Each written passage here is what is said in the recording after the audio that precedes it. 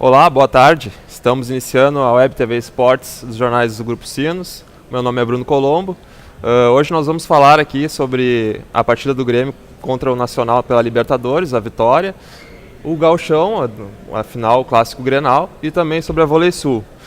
Primeiramente vou começar falando com o Christopher, que foi ontem no jogo, né? Foi um jogo que o Grêmio não atuou muito bem, como estava atuando nas últimas partidas. E aí, Christopher, como é que foi a partida? Pois é, Bruno, o Grêmio não teve aquela intensidade de movimentos que já apresentou dentro dessa própria Libertadores. E aí, certamente que pesaram a classificação já antecipada, a primeira fase, e também o Grenal de domingo. Eu não tenho dúvida que isso, no inconsciente, lateja de alguma forma na cabeça do jogador diante de um jogo daqueles ali. Ele valia, e como valeu, a primeira colocação do grupo, a segunda melhor campanha na classificação geral, não tenha dúvida disso, e isso é importante.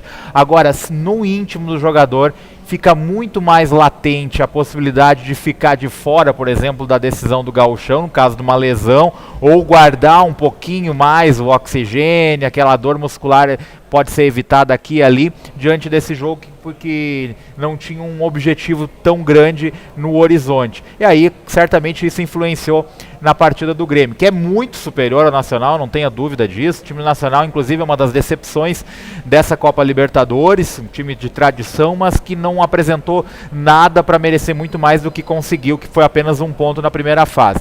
Agora, o que serviu da partida de ontem para a gente pensar o futuro do Grêmio, a atuação do Alan Ruiz não foi como esperado, ele não foi bem no jogo, ele não conseguiu manter parcialmente a dinâmica que o Luan dava ao time, aquele jogador que faz a movimentação entre os meias e o Barcos.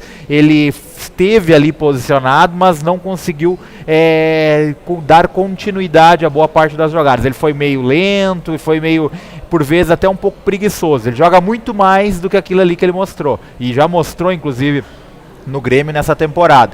Agora fica a expectativa para o Grenal, se ele vai conseguir realmente intensificar. Foi importante a vitória, tem o São Lourenço no caminho agora. A Conmebol definiu agora no final da manhã de hoje as datas das partidas. O primeiro jogo dia 23 lá em Buenos Aires. E é a data que o Grêmio batalhava para conseguir, Bruno, porque vai ganhar uma semana a mais de intervalo agora entre a final do Gauchão e o outro domingo que começa o Campeonato Brasileiro. Tem, portanto, 10 dias até o próximo jogo quente, forte mesmo, pela Libertadores. E por isso, quem sabe, no jogo de volta, no dia 30 de abril, na Arena, o Luan já possa estar de volta. Essa é uma expectativa inicial, não dá para fazer garantias ainda, mas é uma possibilidade bem grande. Quem está certo realmente é o Zé Roberto. Esse jogador vai viajar lá para a Argentina e vai estar à disposição do Enders. Falando em Gauchão, então, a final, né, do Clássico. O Inter treinou na manhã de hoje, né, no CT do Parque Gigante, até deu alguma confusãozinha lá pelo treino do Inter, não sei se você chegou a acompanhar isso, o Fabrício e o Williams, né, bateram boca. O Grêmio, acredito que se apresente hoje à tarde, né, para realizar um regenerativo. Como é que tu vê o Inter para essa final, Cristian? O Inter certamente teve essa semana inteira e olha, com 2 treinos fechados, isso faz toda a diferença. Tem muita gente que não gosta do treinamento fechado, para a imprensa, para nós, é muito ruim, porque a gente não consegue acompanhar a rotina do trabalho. Agora, para um grupo de jogadores, por vezes é importante, principalmente para o Inter, que não vinha conseguindo fazer isso há um bom tempo, desde 2012, lá quando deixou o Beira-Rio para virar um cigano aí pelo interior do estado. Agora, o que é importante nesse trabalho do Abel, ele não vai mudar a forma do Inter jogar, isso não tenha dúvida, é aquele mesmo time que a gente sabe, e a forma como o Inter tem de se posicionar em campo com a bola, tentando fazer com que o adversário recue para seu campo, tenha o controle, a posse de bola. O Inter sabe jogar assim. O que pode ter acontecido nesses treinamentos fechados são aquelas jogadas de bola parada, que a gente sabe que sempre acontece uma ou outra atuação nesse sentido, mas principalmente para ter aquela intimidade do trabalho, e isso é muito importante. O jogador, quando ele está sendo observado, e em treinamento também ocorre, tem muito jogador que tenta dar um passe diferente, tenta fazer uma firula aqui, uma ali. Tem leão de treino, que joga muito em treino, que na hora da apresentação do jogo oficial acaba sucumbindo. Tem aquele jogador que realmente é mais tímido diante das câmeras e da proximidade da torcida e da imprensa nos treinamentos. Então tudo isso interfere. Com o Abel tem essa coisa meio de paizão mesmo dos jogadores, por vezes dar uma fechada, dar uma abraçada no grupo é importante. Alex vai para o jogo, tenho convicção disso. Acho que o Juan não vai, Tenho a impressão, sentimento que o Hernando que começa essa partida, e acho que o Inter ganha em sendo o Hernando. É um jogador que tem uma velocidade boa e na necessidade também não compromete no jogo aéreo, que é a virtude do Juan. Então acho que é por aí que o Inter se resolve. O Inter conseguiu reverter o favoritismo do Grêmio no primeiro jogo e certamente chega com uma vantagem muito boa e com grandes condições de ser campeão gaúcho mais uma vez e pelo 4º ano seguido.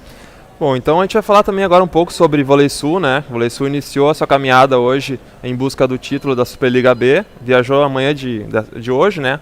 E já chegou em São Paulo, onde amanhã decide contra o São José dos Campos a vaga na Superliga A.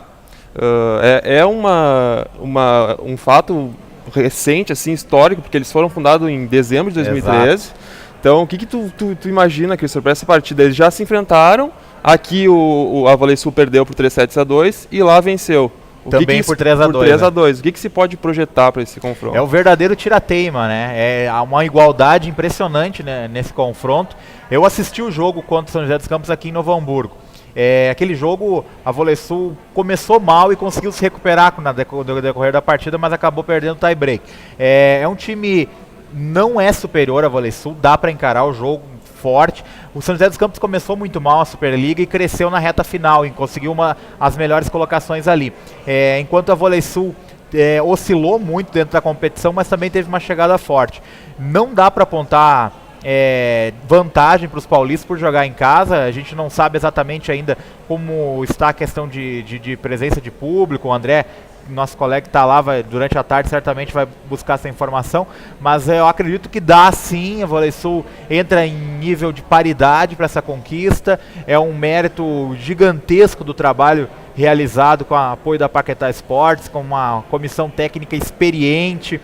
Está lá o próprio Paulo Roese, tem lá o Poleto, e a gente já vai falar do Poleto também, tem uma situação muito triste, né, no dia de hoje, mas a experiência do Gilson no primeiro ano também dele como treinador, esse grupo é merecedor desse título. A gente torce porque Novo Hamburgo está carente de conquistas nacionais e certamente esse título pode injetar ainda mais ânimo para que o processo seja intensificado com o apoio de outras empresas, né, Bruno? E até para comentar essa questão do Poleto, né? O pai dele acabou falecendo hoje. O grupo até deixou um recado, né? Que eles vão se empenhar cada vez mais agora para conseguir esse título, até para dedicar a ele, né? Explicando para os nossos internautas, o Poleto, Paulo Sérgio Poleto, pai do Poleto, que é supervisor da equipe, campeão com a Frangosul em 94. E o Paulo Sérgio Poleto, que é um nome que dispensa comentários, dispensa apresentações. Treinador do Grêmio, do Inter, do Novo Hamburgo, uma figura carismática no interior. Treinou quase todas as equipes de tradição no interior, um cara com uma história fantástica, faleceu hoje, vítima de câncer em Arroio do Meio. A gente presta a nossa solidariedade à família do Poleto, que mora em Novo Hamburgo, inclusive, alguns filhos, além do próprio Poleto. E a gente faz essa solidariedade, torce para que a Volesul também consiga prestar essa homenagem para o seu supervisor, que foi vitimado hoje nessa sexta-feira. E o Christopher, também outra questão, hoje pela manhã foi sorteado, né, as fases finais aí da Liga dos Campeões. Chelsea, Atlético de Madrid. Isso. E Real e Bayern. O que tu Dois imagina? Jogaços, né? Esse Bayern e Real tranquilamente poderia ser a final. Cristiano Ronaldo contra Ribéry, o melhor, contra o terceiro melhor, enfim, confronto interessante. Interessante também os dois jogos de ida em Madrid e as decisões em Londres e Munique. Tenho a impressão que o Bayern é o que chega mais forte dos quatro.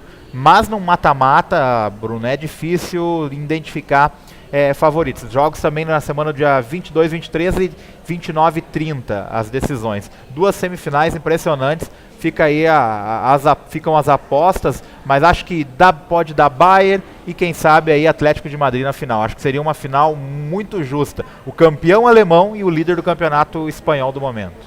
Bom, então era isso. Estamos encerrando aqui o programa Web TV Esporte dessa sexta-feira. Até mais.